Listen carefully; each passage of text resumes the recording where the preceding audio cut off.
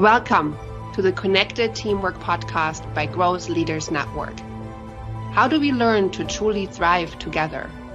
How do we stay connected to our authentic selves, each other, and our purpose as a team, especially when challenged? How do we unlock the deeper levels of group intelligence?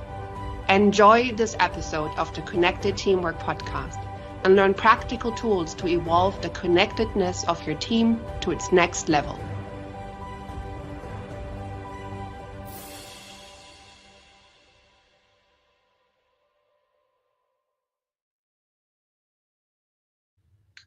And welcome to Connected Teamwork Podcast, episode 79. I'm your host, Hilke Farber. I'm here together with Carson Eddy. Carson, how are you today?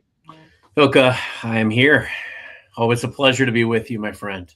I'm happy to be in the here and now with you. Today we are discussing connected communications practice number 5, which is about sharing with humility, sharing what we have to say in chunks so that it's accessible for others. It's inspired by Chris Argyris' work from the 1970s, way back when, the decade that I was born, about the ladder of inference. And I love this. I love this concept. It's been so helpful. And then I forget it, and then I think about it again. Like, wow, this is so helpful. Basically, the idea is when we have a thought that we share, even sharing with ourselves, starting with ourselves, being clear about where it all started. It started with facts. I saw an eyebrow raised in the last meeting. Fact. My interpretation was something's off. My opinion is that should not be happening. My action might be that I'm not going to phone this person and see what's going on with them. Right? That is facts, interpretations, opinions, actions, and decisions. What does the mind do? It goes immediately to action, not realizing that my mind interpreted something from the raised eyebrow. And if I just call this person, are you okay?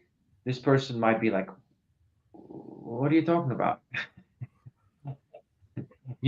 I'm probably, in my case, I know that my interpretations, after they're informed by my past conditioning, and my past conditioning happens to be quite catastrophic. So when something is happening that's outside of Hilke's perfection band, which is a very narrow band, let's be clear, it basically means a disaster. Like, I'm always surprised when next workshops happen or next coachings happen, or when my husband gets up the next day saying he loves me still. I don't know why. It's weird. It just feels very weird. So being able to get ourselves out of the mind stream and ask ourselves, what is the data? What's my interpretation? Is that true? Ask again. And what do I think of that? And then share. And so then maybe we can do the same process when we're with others. Hey, I noticed in the last meeting that uh, I heard you say you didn't agree with this idea, as opposed to starting with, I thought you were wrong. My interpretation is that we have a difference of opinion. I would like to talk to you about that because it's important to me that we're aligned. What do you think? Now we have a different kind of conversation. So, Carson, tell me about your experience of chunking the conversation, starting with yourself.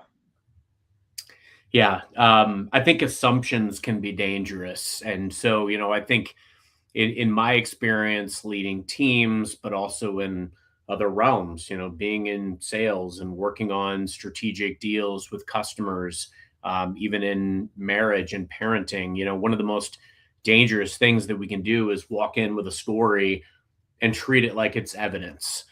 Because the reality is it gives us an inability to meet other people where they actually are in these situations. When I interpret a gesture or, read tone out of a text message or, whatever it is, I can't act as if what I believe to be fact is fact.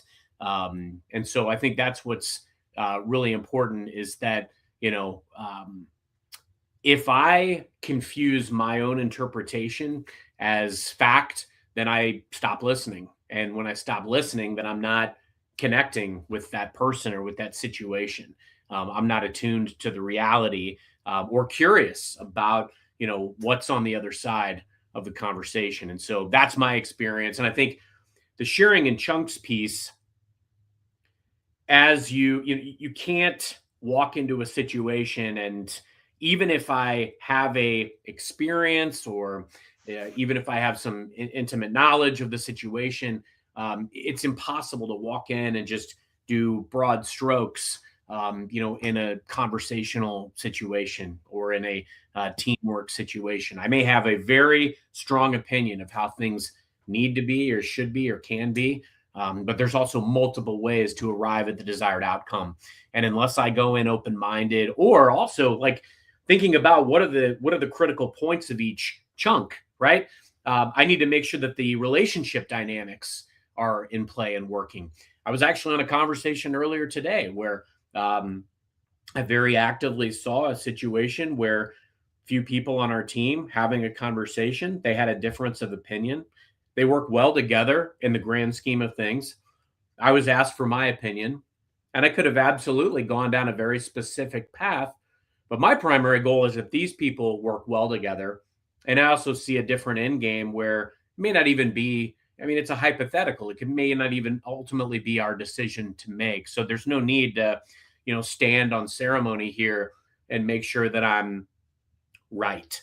And so I think that's the key element, is realizing that it's not important to be right. It's important to have the right outcome. And often the right outcome is the collaboration. It's the curiosity. Yeah, collaboration, it's collaboration and curiosity. And curiosity gets us to what is true. And I find that curiosity unites. When I'm curious, I get to know about you, and when you're curious, you get to know about me, and we discover that we have much more in common than we knew in advance. We thought in advance when we are in the story of how separate we are.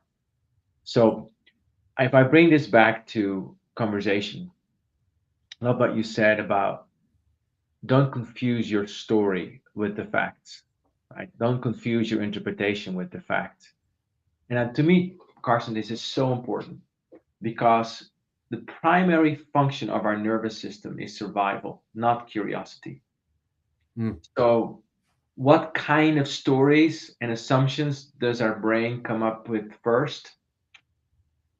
Usually not so positive or uber positive, like to because we're so scared of the negative, we make an uber positive story. But so we're caught in extremes. Like our brain is not very good with shades of gray. We just don't think that way. At least many of us don't think that way, especially when we're stressed out. So we make this big pronouncement. Some people that, leaders in the world do that. Big pronouncement domino every day, and it's about nothing really. It's not about reality. So we need to learn how to slow ourselves down and say, okay, so now I heard from you this. I think about an example. I was in a conversation about a week ago uh, with two senior leaders of an organization, and the one senior leader had a difference of opinion about how we should go about this culture journey. And my ego is like, I've done culture journeys for 20 freaking years. What are you talking about?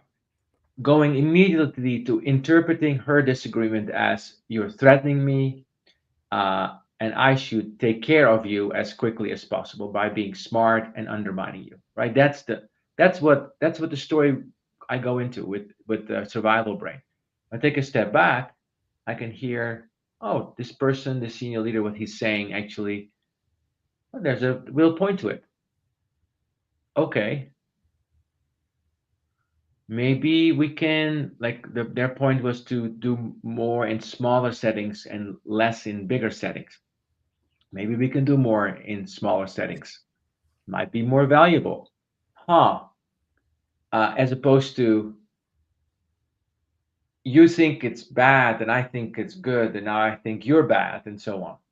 So that walking up the ladder of inference together creates connection. Tell me about this, Carson. When you are in the difficult conversations, like these high stakes conversations as a senior sales leader, right? How does slowing things down and staying out of story help you? I think the challenge that we get into, Hilka, is we think you hit the nail on the head. You go into that fight or flight, that survival mode. And so we tend to become reactionary because our brain, the amygdala is firing and we're telling ourselves, oh, wow, I'm under attack. I'm under threat. Mm-hmm. And especially in a high stakes negotiation, you think about the leverage that both sides are trying to conjure up in the delicate dance. And, we tend to go into the worst case scenarios. We tend to throw ourselves into these hypothetical, situations of conjecture. But the reality is, 90 some odd % of these, worst case scenario situations never come to pass or anywhere near. And so I think the key element is slowing it down so that you can realize what is the actual next step in front of me that I need to make sure that I nail. It isn't about thinking 5 steps ahead and planning for every single possible worst case scenario. Yes, you want to think ahead and you want to have some contingency plans where they make sense, but you can't pretend that the doomsday scenario has already happened. The goal is not to have no opinion. The goal is to hold the opinion with enough humility that the connection still has room, and understanding and being curious about the other person's wants and needs and perspective in these situations is the key element. I can't tell you how many times I go into a situation where I have a preconceived notion about what the conversation is about or is about to be about. And I have to catch myself, stop myself, and even realize and take a step back. Again, it always goes back to the balcony view. Take a step back, realize, what am I trying to achieve here? What's this meeting about? Right. What do I actually need to accomplish in this meeting? I'm not trying to boil the ocean. The facts keep us grounded. Mm-hmm. Interpretations can reveal us. And humility is what is ultimately going to connect us so that we are showing up better for the person that we're having the conversation with. Yeah. The next step is where the trust becomes real. Yeah. I think back of that same conversation I just referenced with these senior leaders, and this other leader said something else, and I disagreed. And what I noticed is I was able to say, yes, I hear this. Now, my opinion, not the truth, but my opinion is this because of what might happen if we don't, and going into some facts and interpretations. What do you think? Simply stating it as my opinion and asking a question, what do you think, created an openness for people to engage. And it was interesting because after that happened, the conversation became a little quieter, and the person said, yeah, I think there's something to it. There's something to that. And it was interesting because I also inside of myself had to overcome something in me that just wanted to go along to get along and not speak my truth. And I noticed that I don't speak my truth. When my truth has to be right. I feel much more flexible in sharing my truth as an opinion. When I say this, I was like, hey, this is what I think. What do you think? It becomes far less adversarial. The energy goes down. When I take a break, after the break, I want to explore more about how do you engage others to walk up the ladder of inference together? How do you do that? See you after the break. You are listening to the Connected Teamwork podcast by Growth Leaders Network. Do you want to learn more about building the next level of connectedness in your team? Please contact Growth Leaders Network on LinkedIn. And now, back to the show.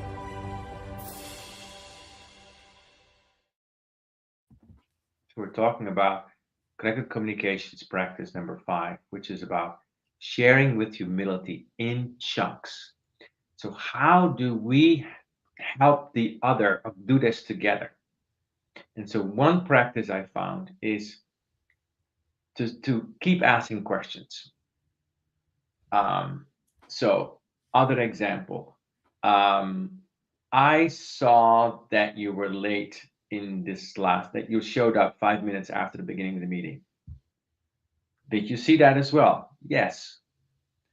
What do you make of that? Oh, well, this isn't enough. Okay. Well, I think for me, it's important that on our half-hour meetings, we are on time. Okay. I'm not saying this to Carson. I'm saying this as a general example, right? And then I go to my opinion is that it's important that we are doing this together, and that we'll let each other know so that person knows what to do.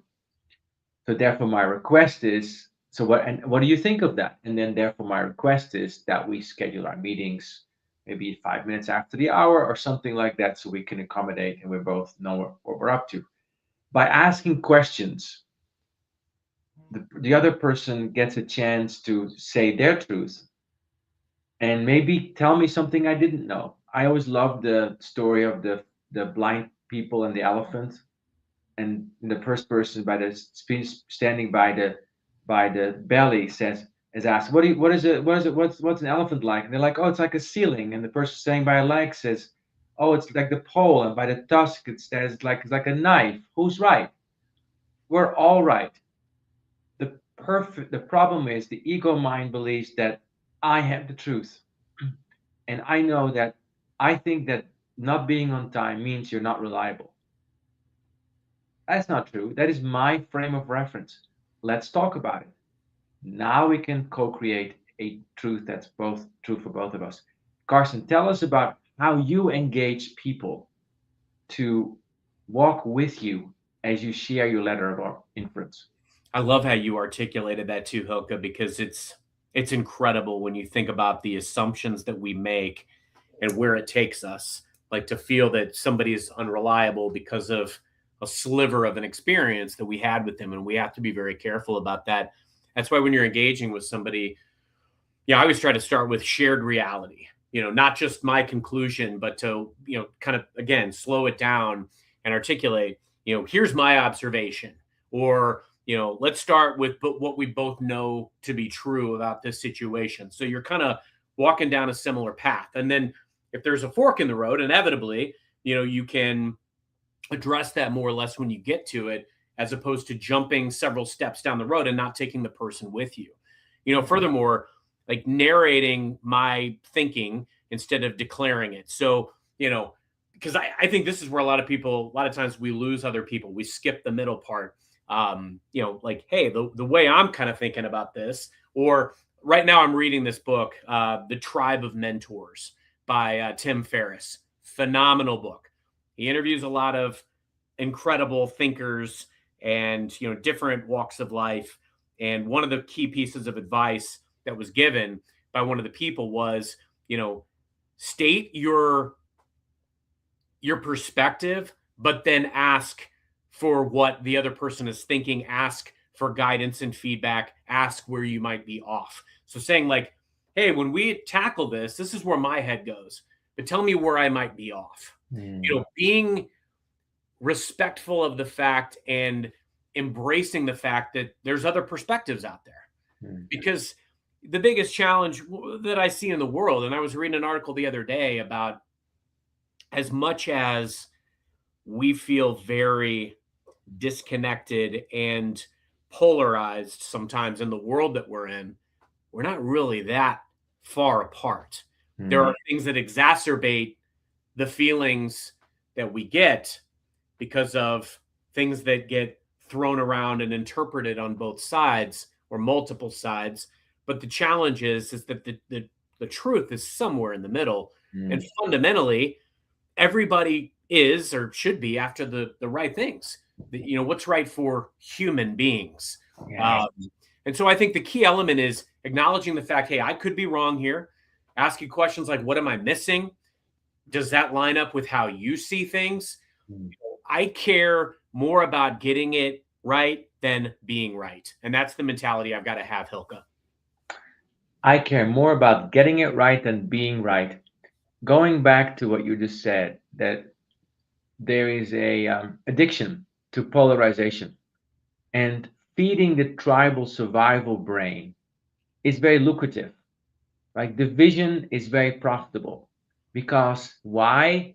Because our little crocodilian reptilian brain doesn't compute shades of gray. It computes extremes. Yes, no, green, red. That's what it understands. So we are constantly being recruited, also at work, if we're not careful, in opinions that are polarizing, as opposed to saying, back to the humility. Humility comes from the word humus, which means the ground. Going back to the ground of the ladder of inference, going back to facts. What are we here for? What have we learned so far about what's going on? Where do we need to be? Where, therefore, what are our options to do this? What thoughts do you have? And we walk together. What I noticed is in a energy of upset, it's blasphemy to be curious about my so-called enemy. Like I shouldn't talk to them. And that sounds a little extreme in a business setting, but in a business setting, it's like if you have written somebody off, or you think that they are the enemy department. Every department seems to have an enemy department, like engineering, it's marketing, or design, and design, it's engineering, and so on. But what happens if you step out of that story? So to step out of that story, what is required, Carsten, from your perspective? You have to genuinely care about the proper conclusion as opposed to yourself. And I think, there's a realization, Hilke, in my opinion, that, at the end of this, I don't think people resist the conclusion. I think they resist conclusions that they didn't have any part of or help create. And so it's, how do I get people in the boat with me, but also how do I get us all to row together? Things aren't going to look exactly the way that I want them to look or think that they should look. And frankly, that's a good thing because I'm coming at it with my little slice. There are so many unique perspectives and wells of experience that are out there, and people have vantage points that are valid. And for a variety of reasons, I don't have the totality of the view to be able to arrive at the proper conclusion by thinking through everything. I may be able to think through a lot, and I may be able to think through a lot more than I could when I was in my 20s. Mm-hmm. But I think having the wherewithal to realize, that our way is not absolute, and that our way is not necessarily always grounded in fact. I think that's the critical component that we have to carry. Facts are neutral; they're impartial. Interpretations are emotional, and leadership is being able to know the difference. And so when we build consensus, when we build thinking together, one of the things that happens is because when we listen to another, we get to spend some time in another person's world. We start to appreciate it, and we start to have some affinity for it. I think about watching a movie, right? Before the movie starts, we have no relationship with the protagonist. And even the protagonist is badass or just a bandit, we start to, if the movie's done well, get some insights into the protagonist's the ways their minds work. And we might start feeling some affinity with them. So the same thing happens in conversation. When I start to listen to your point of view, I start to feel a certain affinity for that, even if I disagree. right? Because I don't know why this happens, but there's something that happens when I've been able to sit with you in it. And then I'm more willing to accept when things are not happening my way. So Carsten, I know we're busy people. People are busy. The ladder of influence may seem like it takes a lot of time. I don't have time to do facts, interpretations, opinions, decisions, actions. I just can't do it. How do you make that simple and applicable? Showing up with humility in every situation and asking yourself, what am I missing in this moment? What can this other person help create in the way of clarity in this moment?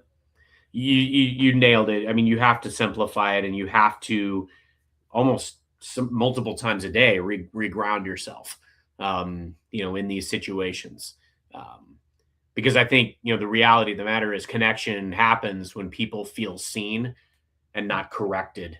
And so their truth matters a great deal to them. And unless we try to understand their truth, which only takes a moment in each moment, we're not going to get anywhere. So, just those, I think, simple exercises of regrounding yourself, taking that step back and asking yourself, do I understand this person's truth?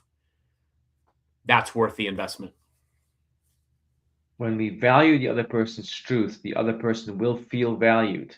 Even if we have a disagreement of opinions, the person will understand that, yes, I value that part of you that thinks that way. Even if I may see differently, I can still hold the paradox of valuing that and be in disagreement. This is where the intentional use of chunking what we say and how we say things together comes in. This is the Connected Teamwork podcast again. We've been talking about connected communications practice number 5. Carsten, it's been a delight to be with you. Anything else you want to say by way of closing? It's always a pleasure, my friend. Co-create the conclusion. Work collaboratively with others. And if you seek to get other people's opinions and insights, and you make sure that you're serving a win for everyone else who touches the situation, you can't lose. Co-create the conclusion and be humble. We'll see you next time at the Connected Teamwork podcast, where we help leaders and teams connect more deeply to themselves, each other, and their purpose. Thank you for listening to the Connected Teamwork podcast by Growth Leaders Network. Take a moment to reflect on what you learned today that can help build your team. Also, if you like, think about one of your team members and what you appreciate about them. Let them know. Enjoy connecting more deeply to what is great about them. And see you next time at the Connected Teamwork podcast.